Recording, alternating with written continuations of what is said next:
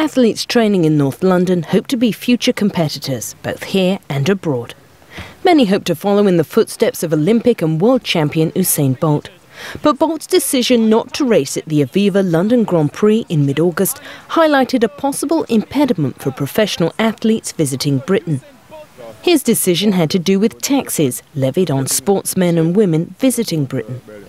Tax attorney Francesca Lagerberg explains the law.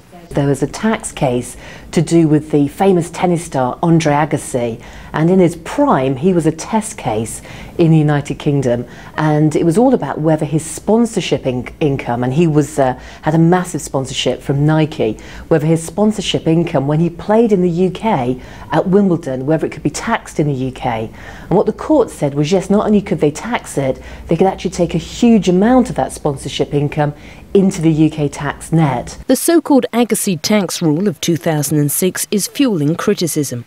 Organisers of major sporting events, including Wimbledon, the London Marathon and golf's Ryder Cup, are lobbying the British government to change the law. Games of the 30th Olympiad in 2012 are awarded to the City of London. Some events, like the 2012 London Olympics, have already been exempted from the Agassi rules. Nick Patel, head of the London Marathon, is leading the effort to permanently change the law. There are actually documented cases, announced cases of, for instance, Sergio Garcia, who says that he won't play any tournament in Britain apart from the Open.